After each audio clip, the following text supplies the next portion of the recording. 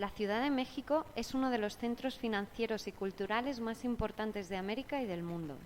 Es la tercera ciudad más poblada del planeta, con 20,4 millones de habitantes después de Tokio y Delhi. El crecimiento de la ciudad es uno de los más rápidos a nivel global y se estima que su economía se haya triplicado en el año 2020. Siendo una auténtica megalópolis, profundamente caracterizada por su diversidad, la Ciudad de México está plagada de retos y oportunidades. El Laboratorio para la Ciudad fue creado por el Gobierno del Distrito Federal en febrero de 2013 y lleva en pleno funcionamiento desde enero de 2014. Es el primer laboratorio de este tipo realizado en Latinoamérica.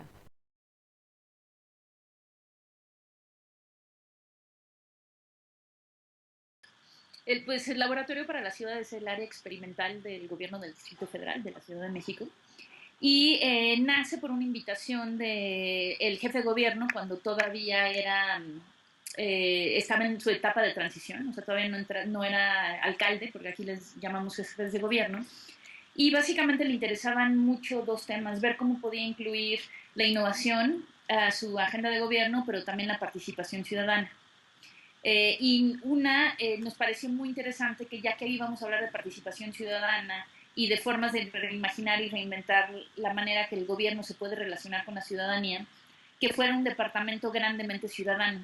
Entonces, lo que hacemos nosotros como laboratorios a nivel internacional es justamente poder mitigar esos riesgos, porque tenemos todo el vocabulario y toda la naturaleza para poder hacer experimentos como buen laboratorio, y que inclusive aunque nos exploten en la cara, no sucede absolutamente nada con el resto del gobierno. La Ciudad de México tuvo el primer laboratorio en una ciudad emergente y en una megalópolis y en Latinoamérica.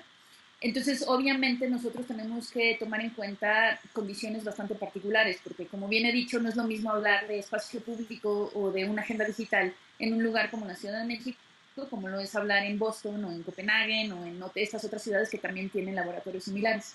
Entonces, ¿cómo le agregamos una capa intensamente social? Ha sido una de nuestras grandes preguntas. ¿Cómo pensamos en escala? También ha sido una pregunta muy importante para nosotros. Y también, ¿cómo tomamos en cuenta la naturaleza un tanto surgente de la Ciudad de México? Nosotros llevamos 1 año y medio de existencia y ya para nuestro segundo año estaremos operando con 40% de fondos externos y 60% de fondos públicos. Probablemente, por lo que veo, al principio de nuestro tercer año vamos a revertir esos números y vamos a estar operando con 60% de fondos que no son públicos y 40% que sí vienen del gobierno. Esto me parece importante porque como laboratorio experimental y en una ciudad socialmente compleja como la nuestra, la forma que se designan el gasto público y los fondos públicos obviamente también tiene un matiz sumamente social, sumamente político. Las principales actividades que realiza el laboratorio es, por una parte, empezar a investigar temas que no forzosamente están en el radar dentro de gobierno, o sea, por ejemplo, todo el tema de sharing economies o ciudades compartidas, digamos, eh, que creemos que hay un gran potencial para atraer estas conversaciones dentro de gobierno.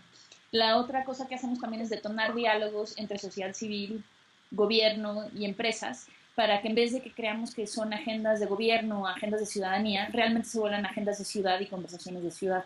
Entonces, en esa parte tenemos todo desde conferencias de 800 personas como Exploraciones para una Megalópolis, que es una serie de conferencias, hasta talleres mucho más chicos, lo que llamamos sobremesas, que son cenas curadas, en donde invitamos a gente muy específica que queremos que dialoguen los secretarios de la Ciudad de México, inclusive con el jefe de gobierno, y hacer diálogos que puedan acabar influenciando política pública.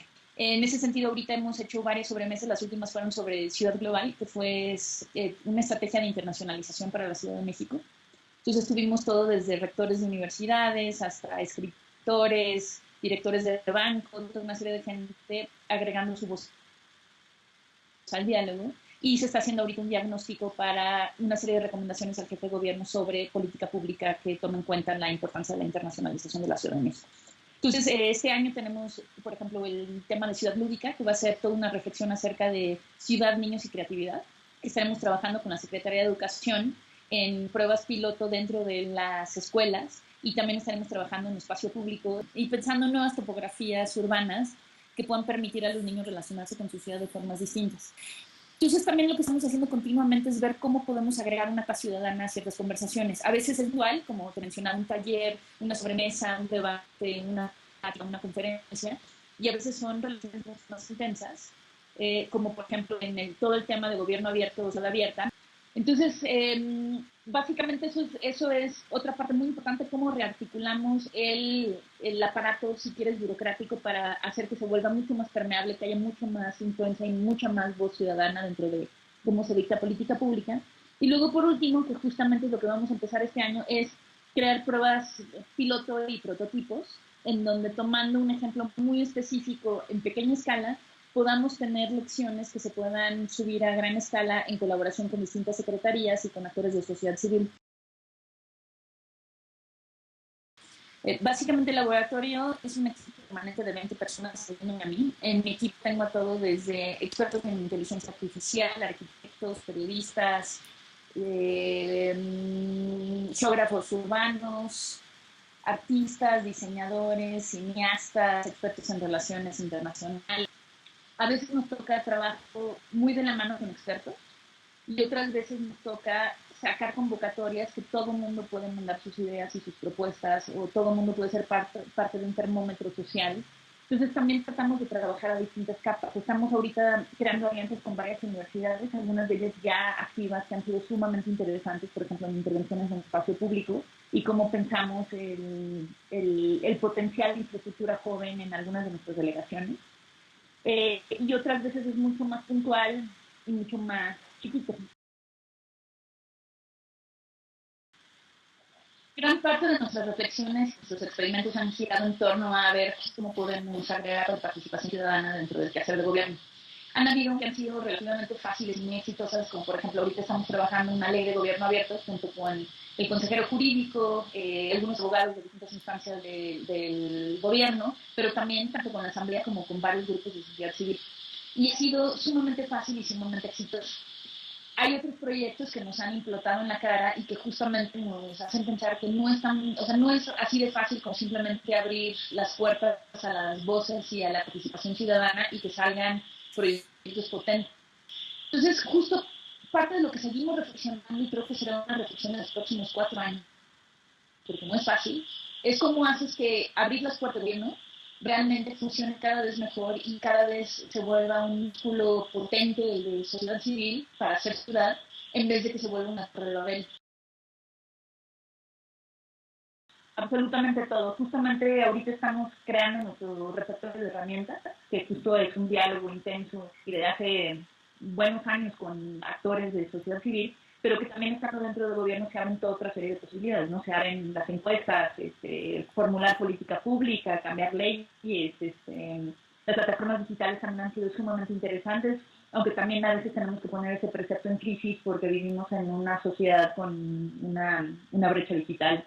Entonces también hemos tratado de hacer muchos proyectos a nivel calle y, por ejemplo, ahorita estamos trabajando con una delegación que se llama Milpalta, que es en donde te mencionaba que trabajamos con varias universidades, en donde es un área rural bastante desconectada del resto de la ciudad.